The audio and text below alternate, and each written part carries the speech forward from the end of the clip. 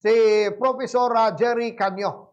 Aron ato po may gala kakuhaan sa iyang mga panglantaw, obserbasyon kung unsa ang dagan sa mga pamahayag nga giluwatan sa atong presidente atol sa iyang ikalima nga suna. Professor Jerry Canyo, sir, maayong buntag. Maayong buntag, Bumbo Kuya Ray. Maayong buntag usab sa atong mga tigpaminaw sa Caraga Region o sa Tibok Kalibutan nga nagsunod sa atong live streaming o nagsunod usab sa atong broadcast. Maayong buntag na natong tanan. Kagahapon na professor, ang ikalima nga State of the Nation address sa atong presidente. Unsay imong nakita nga posibilidad sa mga gipang luwatan nga pamahayag usaad sa atong presidente nga pwede pa niyang mahimo o himuon pa sa nahibilin niya nga duha ka tuig, sir.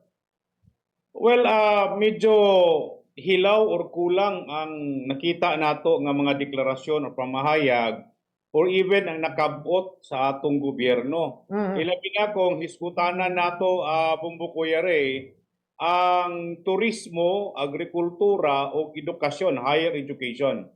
So, ang atong tanaw niya na, Bumbo Kuya Ray, ang Pilipinas sa hisgutan ng turismo, layo kayo sa ngatanan ikumpara sa Southeast Asian countries.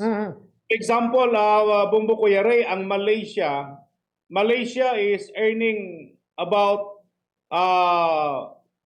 90 billion US dollars sa ilahang turismo.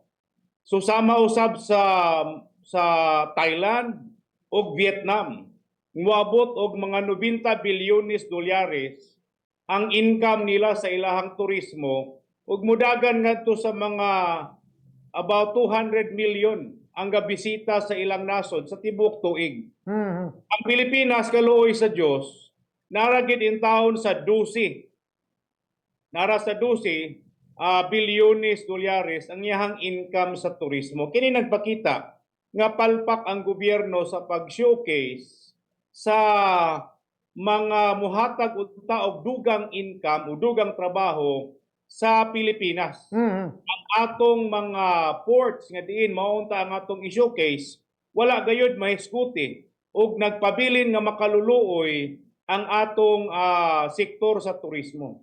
Sa hisgutan ng agrikultura, Bumbo Kuya Ray, atong kitanaw nga padayon gihapon ang perspective sa atong gobyerno sa import dependency, ang import dependency. So nakita nato nga wala gayoy seryoso o konkreto nga solusyon sa pagtubag sa food security. Muadto kita sa Malaysia, Indonesia, Thailand, and Vietnam. Bumbo Kuya Ray, makitaan nato nga ang ilahang pagkaon affordable kaayo. Ikumpara nato sa Pilipinas nga perting mahala o kini mao usab ang indikasyon nga diin aduna kitay problema sa hisgutan ng food security sa Pilipinas.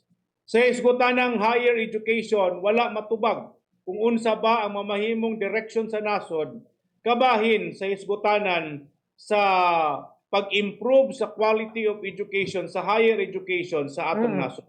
Ang mga negatibo nga atong nakita, Bumbo Kuya Ray, sa duha ka mga katuigan nga diin giobserbara nato ang datos sa PAGCOR, nidaghan ang mga sugarol sa Pilipinas. Nidaghan ang online gambling players sa Pilipinas nga diin gituuhan nato mao kini hinungdan nganong nalugmok og maayo ang ekonomiya nga diin ang atong katawhang Pilipinon niasa na lang sa sugal nga uban sa panghinaot nga diin ang ato unta nga kinitaan maugmad. Sa iskutan ng electricity or energy, it has been declared by the Department of Energy, Bumbo Kuya Ray, nga sa tibuok Southeast Asia, kita ang pinakamahal og electricity. Ug ang deklarasyon nga tanggalon ang matod pa ang buhis sa elektrisidad, gihisgutan na kana duha ka mga katuigan na ang nilabay ug karon lamang nahisgutan sa atong presidente nga tanggalo na ang ato niya na dapat immediate order sa atong executive department nga tanggalon ang buhis o ang kanang gitawag nila transmission cost nga diin ang atong mga konsumante ang pas-ani ana, no? Sa hisgutanan usab nga utang nga kini mahisguti ug asa nakapaingon Bumbo Kuya Ray, nakitaan nato nga sulod sa tulo ka mga katuigan ni taas ug nidako ang utang sa Pilipinas sa pila ka mga trilyones. Mudaga na sa mga 5 to 7 trillion ang increase sa utang sulod lamang sa tulo ka mga katuigan nga naobserbaran nato ug walay nakita nato nga tangible project nga diin gidapatan niini nga utang. Ang atong gobyerno Bumbo Kuya Ray ni gasto og bilyones sa pagbisita sa nagkalain-lain nga mga nasod. Mudagan na sa 40 ka mga nasod ang gibisitahan sa atong presidente. Pero ang nisulod nga direct investment wala gali makaabot sa 10 bilyones dolyares nga diin dako kaayo ang nahimo nga gasto sa Pilipinas sa iyahang pagpaningkamot nga mo-attract og investor ug gamay kaayo ang nanahimo nga direct investment. So kanang nakitaan nato no Bumbo Kuya Ray nga kini wala magahatag og sulbad sa ekonomikanhong kahimtang. Matod pa sa atong presidente nga gideklara usab sa atong NEDA kaniadto or National Development, no? Nga kuno ang Pilipinas na ana sa middle income bracket. Pero kung tanaw nato ang income, ang kagutom ug ang pag-anto sa katawhan, wala kini mabati nga tinud-anay nga hisgutanan nga diin dunay pag-angat sa kinabuhi sa pagpamuyo dinhi sa Pilipinas sa atong mga kaigsuonan. Nagpabilin ang kagutom, nagpabilin ang kataas sa presyo sa palaliton, nagpabilin ang kataas sa presyo sa atong krudo gasolina nga matag simana adunay pag-increase ug walay nahimo ang atong panggobyerno niana. Ang atong GDP wala mang-increase. This government and this administration, Bumbo Kuya Ray, for the past 4 years, wala nila mahit ang ilang gross domestic product nga target. Nagpakita kana nga diin dunay inconsistency sa atong economic growth nga ilang giingon, aduna nay pag-uswag kay naabot na kuno nato ang atong middle class level income isip sa kanasod.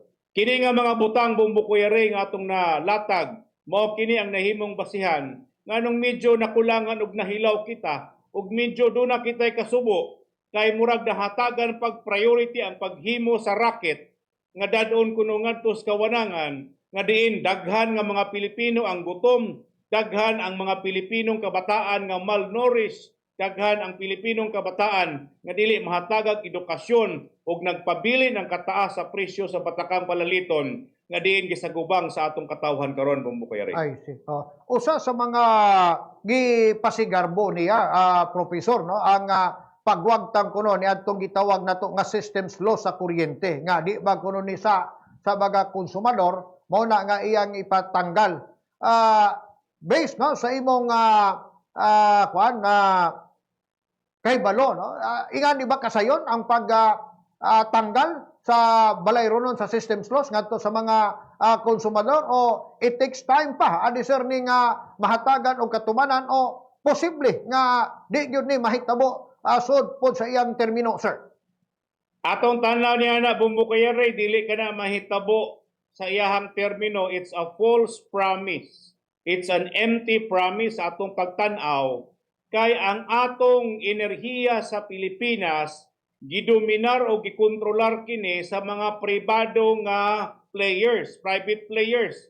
Tanan nato nga mga energy providers, mga pribado man. Ug kining niyang private, profit-oriented.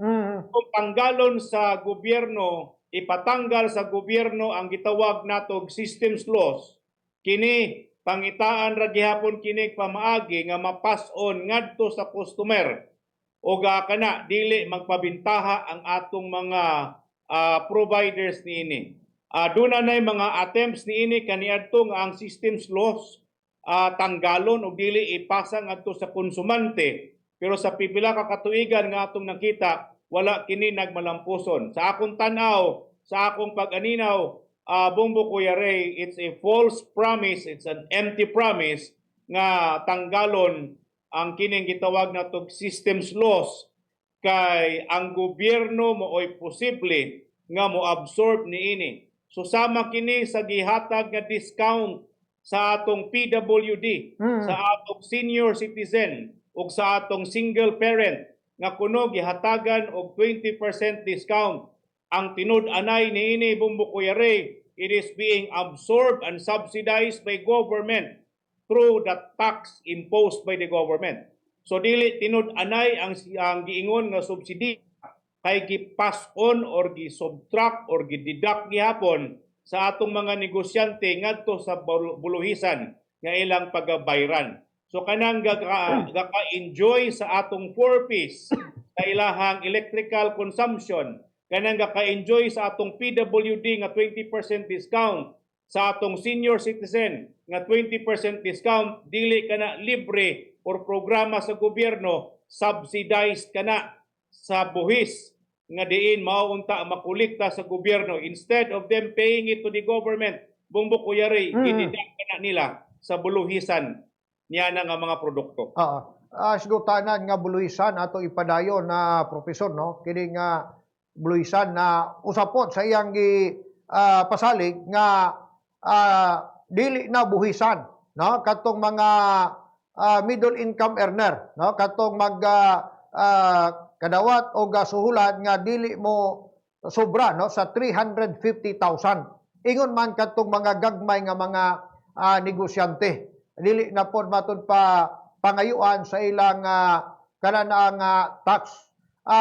Kuan man, is it possible nga mahitabo o if ever, no, nga matuman ni do na bay dautan pod nga epekto nga ikahatag nini labi na sa koleksyon sa atong pamuhis o di ba pod maapektuhan aning atong ekonomiya sa kinatibuk-an, sir?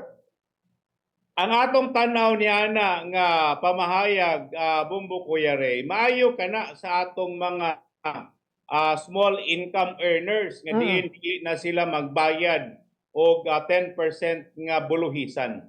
But remember, kining niya income tax kining niya Bongbong Kuya Ray.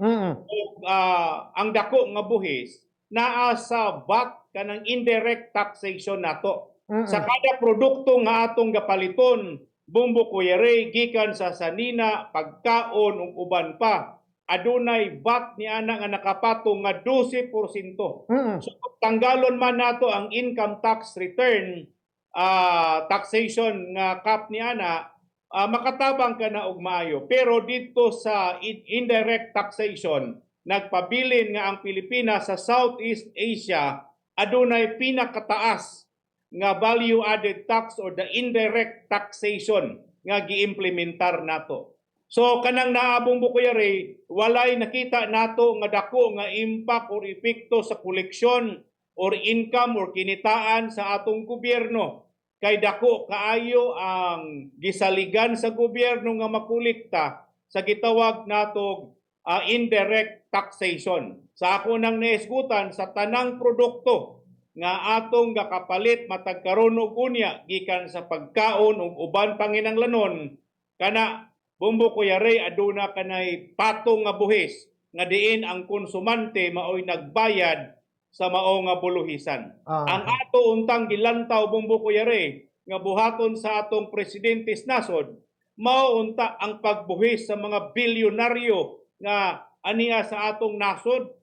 Dagko kaayo ang ilang income, aduna untay billionaires tax diin maggamit kana sa atong mga kaigsuunan nga aduna sa kapitos sa panginabuhian.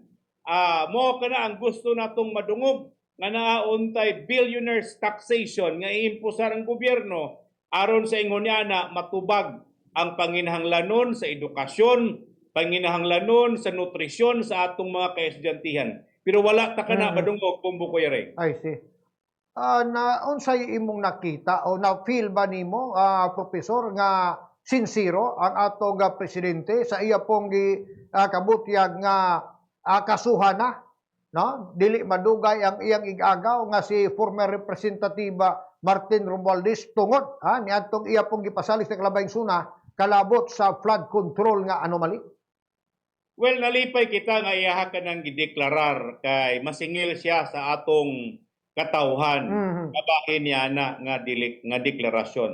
Ang ato lamang gatan-aon is that basin kining ni mamahimo lamang compliance or matod pa scripted or scenario making just to satisfy the clamor of the public para lang nga matubag ang syagit sa katawhan mao kana nga iyahang gideklarar ipakita nga iyahang kasuhan ang atong gustong makita nga mabalho gayud sa bilangguan dili lamang ang iyahang igagaw or ang kanhi speaker.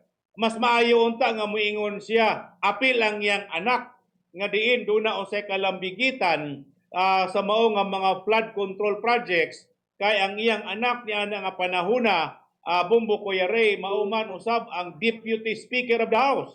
O kana nagtuo kita nga adunay kalambigitan dako ang iyang anak sa mga anomaluso kaayo nga proyekto. Malipay kita nga mag-ingon nga ang atong presidente fair and equal kung siya mideklarar usab nga dili lamang ang kanhi speaker ang iyahang ipapriso kundi apil ang iyang anak nga aduna usay alumaluso nga mga proyekto ug uban niya nga mga parente nga naausab sa gobyerno Bumbo Coyare.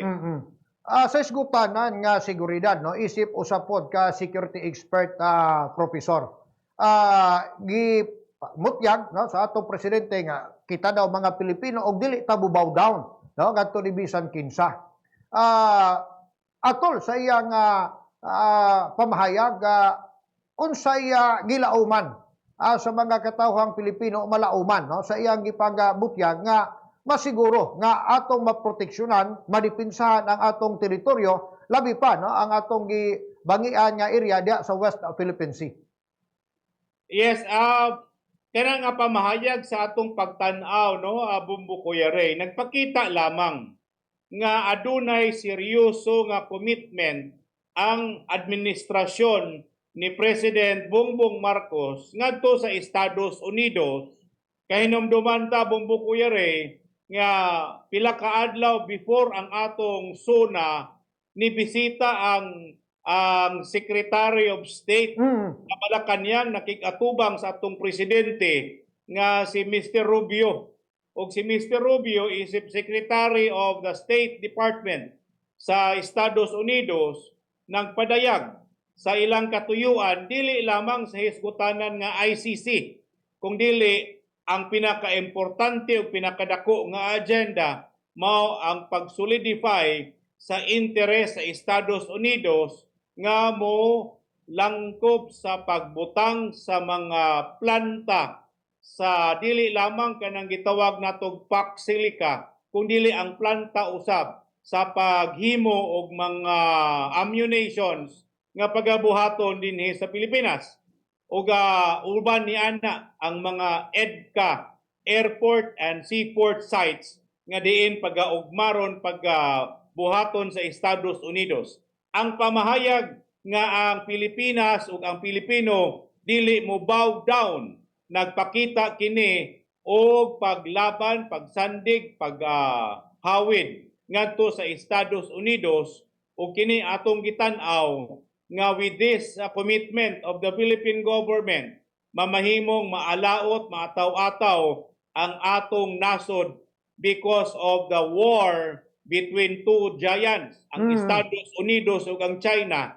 Mao kanang pait nga kahimtang kay ang Estados Unidos kung makigira naaman sila gawas sa ilang teritoryo ug ang ilang extended territory ang Pilipinas mao kining niyang atong nakitaan karon Bumbo Coyare. So sa atong tanaw kini nga mga pamahayag nagpakita nga ang atong pangangamhanan, ang atong panggobyerno naa nakadapig sa posisyon sa Estados Unidos.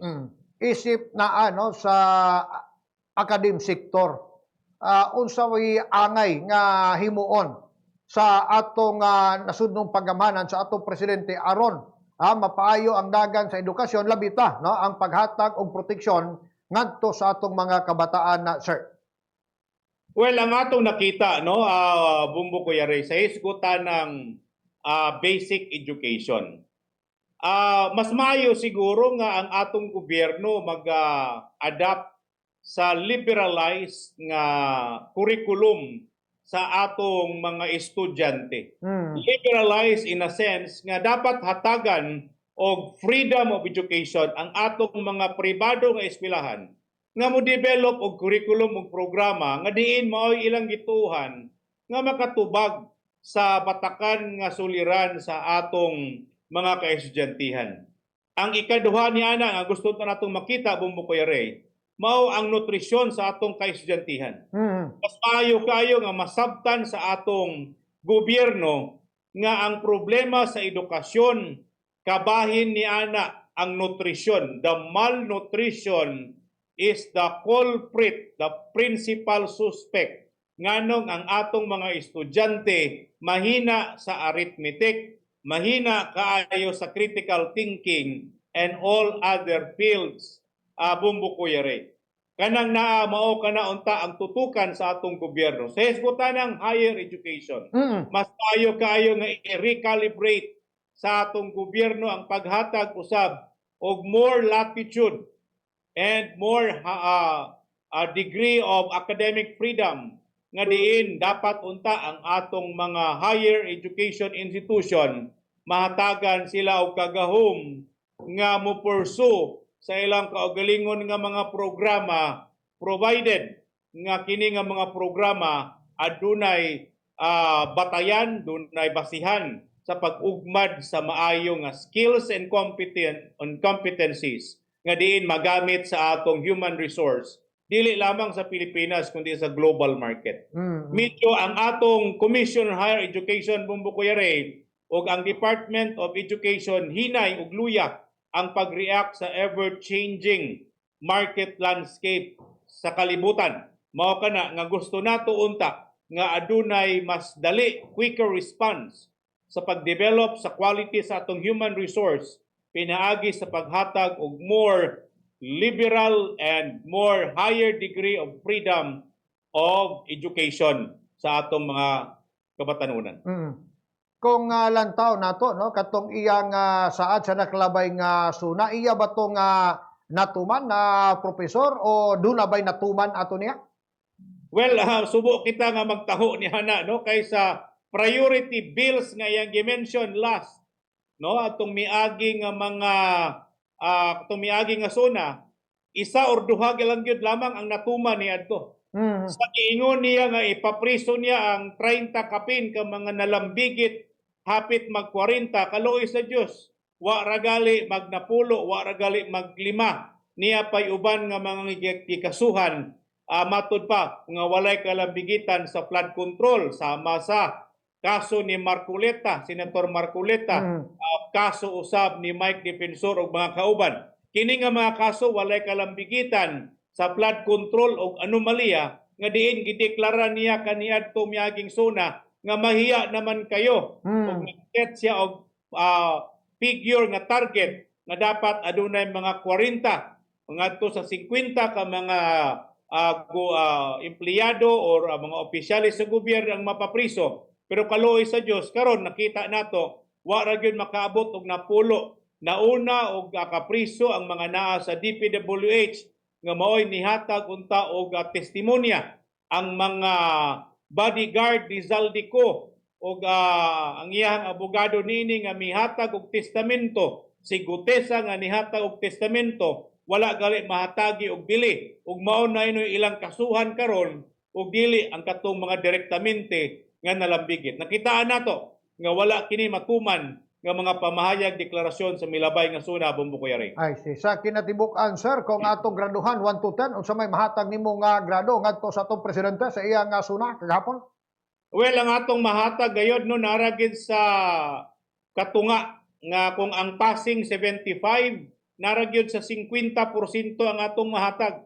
Kay nga naman, nagpabilin ang pag-antos sa kinabag-ang katawhan sa Pilipinas sa hisgutanang ekonomikanhong kahimtang. Nagpabilin ang kataas sa palaliton, sa kuryente ug sa ubang batakang panginahanglanon. Apil ang bugas, kag gisaad nga moabot kuno sa 20 pesos. Pero hangtod karong mga panahon na wala kini matagamtami sa atong mga kaigsuonan. Ang atong enerhiya nagpabilin nga nagsaka ang atong mga balayronon sa kining ni ang kuryente, wala gid kini mahatagig kasulbaran. So ang atong tanaw niini, even sa hisgutanang agrikultura, wala gyapon kini mahatagi og tubag ug ang turismo nga diin gituohan nato nga mauunta ang mga batakan nga mohatag og dugang ekonomiya o empleyado o mga employment opportunity o dugang sa ekonomika ng income sa nasod, wala kini matubag Bumbo Kuyari. So mao kana ang atong gihatag nga basihan nga medyo naragyod sa katunga ni ika-upat nga tuig sa atong administrasyon sa pag-evaluate nato for the first until the fourth year. Wala matagamtami sa katawhang Pilipinhon ang tingusbawan sa ilang panginabuhian, nagpabilin nga nag-antos, nagpabilin ang kalisod, nagpabilin ang unemployment o kamahal sa palaliton, Bumbo Kuyari. Ay, see. So with that note, daghan ko salamat sa paghatag nimo og oras og subli kanamo kauban karong buntaga, Professor Jerry Canyo sir, ang atong president sa PICAP og the same time president po no sa Asian Criminological Society. Salamat Professor og God bless nimo diha. Daghang salamat, Bumbo Kuyari. Maayong buntag kanatong tanan. Alas